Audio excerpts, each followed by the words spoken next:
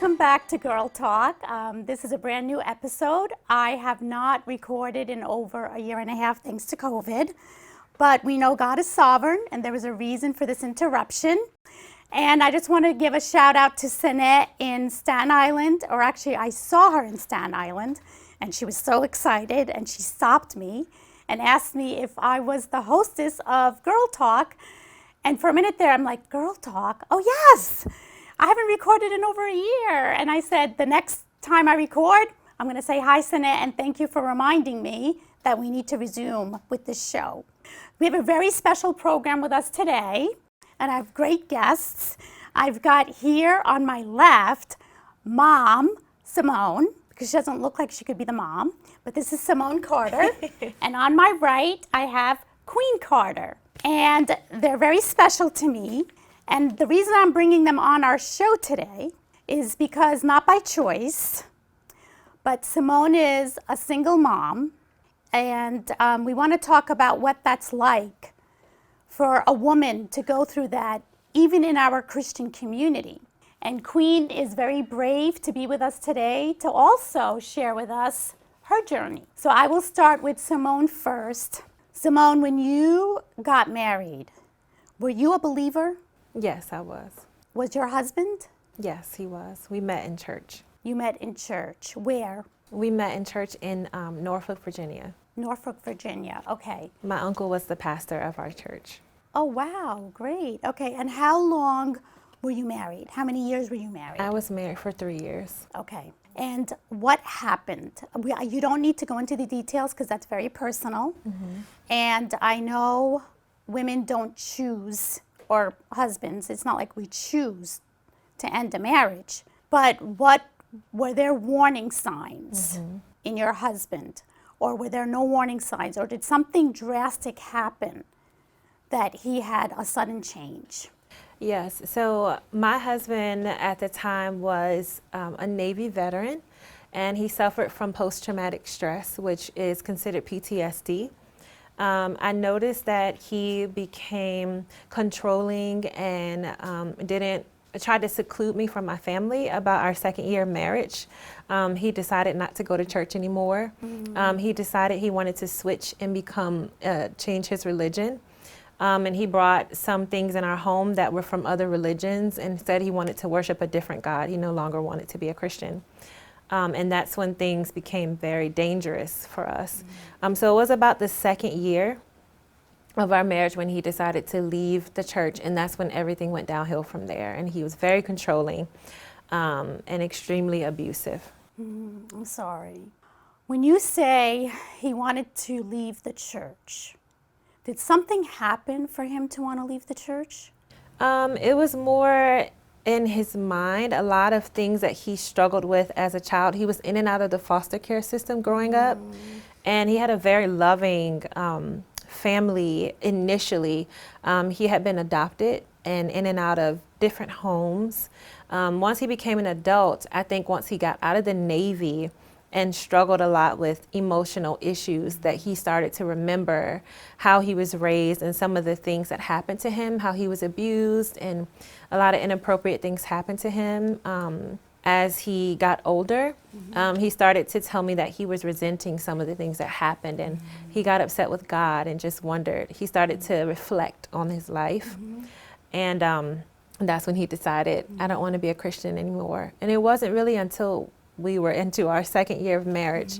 Come to find out, he was diagnosed with schizophrenia. Okay. And so I noticed I'm not a medical professional, but I was told that there are triggers that can happen. And so that's when things started spiraling downhill. Okay. That actually makes a lot more sense. Now I get a better understanding. So he was a believer, but obviously he came from a very abusive background. Yes. And he suffered a lot.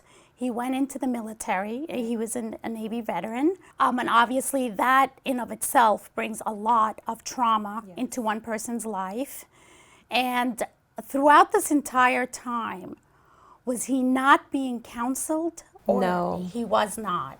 No, we were taught, I know in a lot of churches, the culture of the church that we grew up in was very charismatic, and they taught you that you didn't need therapy, that you just needed to believe that God would heal you and that you would miraculously be healed. And that is possible for a lot of people. However, I believe that some of his trauma was needed to be diagnosed. He needed some type of professional help.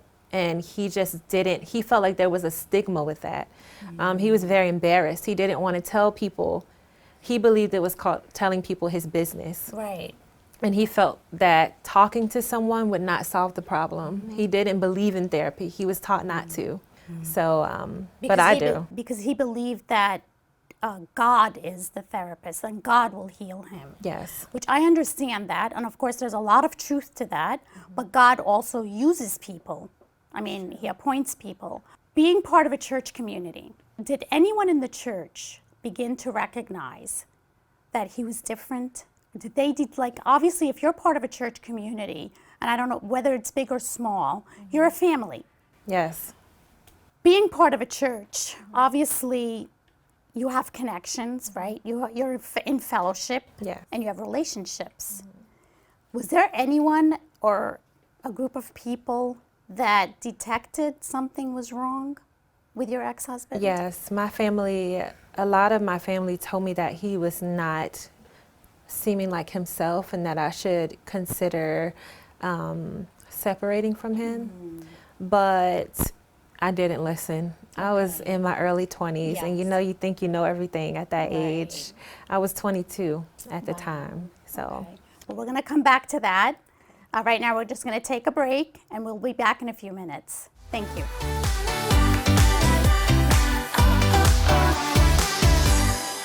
Welcome back to Girl Talk. If you're just tuning in right now, I've got Simone and Queen here with me, and we're just speaking about the journey of being a single mom in a Christian community and what it's like for Queen to grow up with a single parent in our church communities. I mean, when I say our church, we're not in the same church, but we're all one body. amen. So we ended up, when we were talking about your family, started noticing something was wrong and they wanted you to separate. But I think my question is more, anybody even think, other than your family, because it's very hard for family to step aside and, not be concerned about you. But did anyone think to come alongside him and get him the help that he needed and the support that he needed? Or No. was it beyond, like, no one can help him? He was beyond repair at this Okay. point because he didn't want anyone to help him. I think- he secluded himself from everyone that loved him. He was angry with his mom for having him in and out of foster care. He cut everyone off. He changed his phone number. Okay. He even tried to seclude me, make me change my phone number and tell me if I loved him that I would just listen to him and be more submissive. And he was using scripture Okay. to justify the abuse that he Wow, that's hard. Yeah. That's hard. And I think you said something really important, because we know nothing's impossible with God, and we know that God can heal anyone. But also, God gives us the choice. And what you said was, he did not want to be helped. No. And that's where even you are freed, according to Scripture from 1 Corinthians chapter 5, verse 7, that if your spouse leaves and does not want to return, you're not going to be able to do anything for him. But that's also a very tricky scripture. It doesn't mean you get up and leave and end your marriage. In Simone's case, it was very different because he was suffering from PTSD, mental illness, schizophrenia. He was abusive, controlling, and he did not want to be helped. No. I mean, obviously, we can still pray for miracles, but he did not want to be helped. When was Queen born then? Queen was born in our second year of marriage. Okay. When Queen was born, that didn't soften him a little bit? It did. It softened him to her. He was obsessed with her. Okay. Almost to a fault. Like, he would take pictures of her all day and say how beautiful she was. He was so in love with Queen. It was almost as if he wanted her to save his life. Yeah. I can understand why that would be. I mean, I guess because she's part of him, right? Queen, do you remember your father? A little bit, not really. So when was the last time you saw him? Maybe when I was like younger, like around like 9 months. Oh, so you never really experienced your father. Yeah. You only heard about him. Yeah. Okay. Do you ever pray for him, or you don't think about praying for him? Well, sometimes I pray for him, and I like pray for like to have like another father. Another father? Yeah. Yeah. Do you feel different because you don't have a father?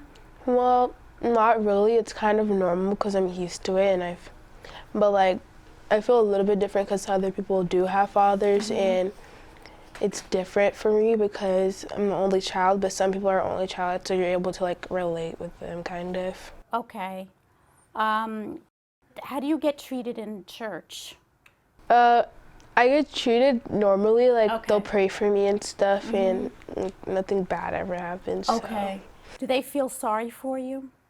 Yeah, I guess you could say that. Does that bother you, or does that make you feel better? It makes me feel better, so like I know I'm getting prayed for. Okay. And then you just joined a new school, right? And you're in the 7th grade. Did anyone ask you questions about where your father is? Well, they have asked me if I ever like if I ever had a father, if I have a father, and I say I did have a father before, but I would just say that my mom's divorced because like I wouldn't want to tell all my business. Right. So do you feel when people ask questions, they are being intrusive? Yeah, kind of. It is, yes. So what advice would you give to girls your age, so 12-year-old girls, 7th grade girls? What would you tell them? Like, what would you say to them that would help you feel better and how to treat you? Like, not to ask questions, or like, what can they do differently? Well, they could ask me like if my parents divorced or they're in a relationship, and not really do you have a father? Okay. So it doesn't seem as rude. Right. Okay. So you're saying you would like if they phrase a question, are your parents divorced? Yeah. Instead of asking, do you have a father? Yeah. Okay. What about, do you think, because you're new to the school, obviously all these girls or boys are new to you too.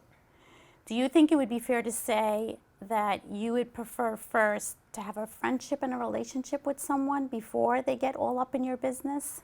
Yeah, I would prefer to have a relationship so like I can get like more used to them, like we can build a relationship, and then I'll start telling them about like my personal life. Right. Yeah, because that's natural. I mean, that's the way it should be. How about the teachers? Do you feel the teachers ask questions? Do they get involved in your personal family business, or is it they just treat you like everybody else? They just treat me like everybody else. Okay, that's Yeah. good. Do you see how hard your mom works? Or Yeah. like, how do you feel about what your mom is doing for you? Well, she works hard especially because she works at my school, so she works hard because she could work somewhere else, but she chooses to work at my school so that way I can still be around her, and I like have like a better, like more of a relationship with my mom. So, yeah. So do you like having your mom work at your school? Yeah, it's pretty fun, and I'm able to see her, and I'm able to stop by her classroom a lot. So cute. So, Okay. yeah. That's good. So so do you feel, I know you're 12, so obviously you still have a long road ahead of you with you and your mom and your relationship, but how would you describe your relationship with your mother now? It's fun. Okay. And like we have like a funny relationship. Like we're kind of like siblings a little bit. So Well, she is young. She looks very young. So we get along a lot. Okay. And sometimes like it's just like fun relationships. So. That's great. What sacrifices do you think your mom is making? Well, she does work hard to pay for the stuff that I get. Okay. So, and she just works hard and cooks a lot. Cooks a lot. That's good. Yeah, that's Yeah. good. And I think having her at the school, I'm sure, like you said, it's kind of making you feel safe. That's what I'm hearing you say. It's like a safe zone for you, right? That you know she's there. Yeah. Well, that's good. Simone, I think a lot of I could say for myself, we don't really understand what it's like for you. And I really want to change that because we mean well. You know, I think our intentions are good, but sometimes it can be so hurtful and so painful to be singled out. Can we talk about that a little bit? Like, just give like one or two examples of where we as Christian women want to come alongside you, but then at the same time, it actually works against you and it's not really being very supportive. Yeah, I think that not assuming that someone is their circumstances, not assuming things about someone's circumstances is important. There was a time where a woman walked up to me and said, "So does your husband work here? Or what does your husband do?" Just assuming that I was married, and that was hurtful. Right, and she assumed you were married because she saw Queen, or what made her assume you were married? Well, she knew I was a mom. Okay, she knew I was you a were mom. a mom. Okay. Yeah. All right, we're going to come back to that point because I'm sure like that's not the only hurtful thing that happened. And we will be back in a few minutes. Thank you for being with us.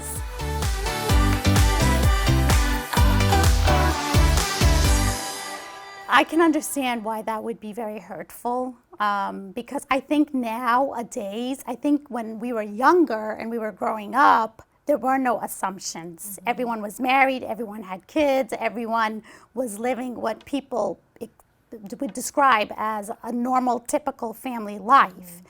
And what we fail to realize, sin happens, and people hurt, and people suffer.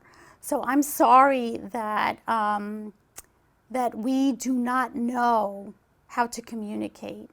But I think in our episode, and especially in our next part 2, we will go deeper into what to say and what not to say, what to do and what not to do. So in this episode, we had Simone Carter and Queen, her daughter. And Simone is a single mom, not by choice. She married someone she loved, and due to unforeseen circumstances and a lot of suffering, a lot of pain, a lot of trauma, her ex-husband just walked away from God and did not want help. And when a person reaches that point of despair, there's not much more Simone could have done for him. I mean, she had to keep herself safe and her daughter safe. And I would have to say I'm very impressed by Queen and her maturity and her wisdom, and seeing that her mom is making a lot of sacrifices. So I really hope that our audience today, that you're learning something a little new, that we don't ostracize single moms and we don't frown upon them thinking that they walked away from the marriage. Everyone has a story, and I think it's really important for us to stop assuming and trying to write other people's stories and listen more. So thank you for joining us today. We are going to have a part 2, and in part 2 we're going to talk about what to say and what not to say, what to do and what not to do when you come to see and meet a single mom in your community. Thank you for joining us, and we will see you next time. La, la, la, la.